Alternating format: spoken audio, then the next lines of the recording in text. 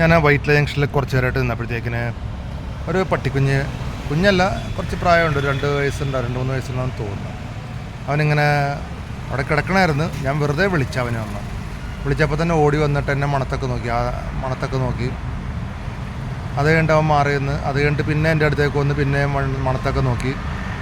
അപ്പോൾ എനിക്കൊരു സംശയം, ഇനി അവന് വിശന്നിട്ടാണ് പാവന്, അതിന് ചോദിക്കാൻ അറിയില്ലല്ലോ. അപ്പോൾ ഞാൻ പിന്നെ അവിടെ ഒരു ബെസ്റ്റ് ബേക്കറിയുടെ ഒരു ഇതുണ്ടായിരുന്നു, അവിടുന്ന് അവനൊരു ചിക്കൻ പപ്സ് പറഞ്ഞാൽ മേടിച്ച് കൊടുത്ത്. അവനിപ്പോൾ ഭയങ്കര കഷ്ടപ്പെട്ടത് തിന്നുകൊണ്ടിരിക്കണാണ്.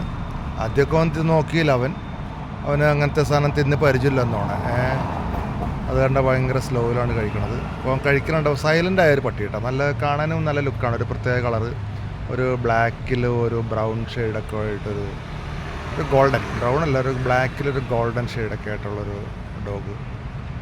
കണ്ടപ്പോൾ ഒരു ഇഷ്ടം തോന്നി, അവന് മേടിച്ചു കൊടുത്തു. അവനിങ്ങനെ മടിച്ച് കടിക്കണം. ഉള്ളിലവന് പപ്സ് ആയത് കാരണം എൻ്റെ സൈഡിലെ പീസൊക്കെയാണ് കടിച്ചിട്ടുള്ളൂ, ചിക്കനിലേക്ക് എത്തിയിട്ടില്ല. ആൾ കടിച്ച് വിഷമിച്ച് അയ്യോ കിടന്ന് പാവം.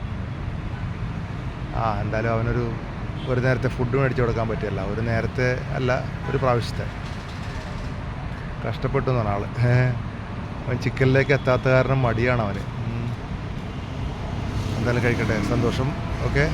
ഇതുപോലെ നിങ്ങളുടെ അടുത്തൊക്കെ ഏതെങ്കിലും ഇതുപോലെ മനുഷ്യർ വരും ചിലപ്പോൾ, അല്ലെങ്കിൽ ഇതുപോലെ മൃഗങ്ങളൊക്കെ ഇതുപോലെ തന്നെ ഉപദ്രവകാരികളല്ലാത്ത മൃഗങ്ങളൊക്കെ വന്നേക്കാം.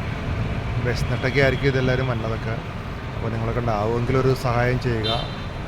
ഓക്കെ. ദൈവം അനുഗ്രഹിക്കട്ടെ എല്ലാവരെയും.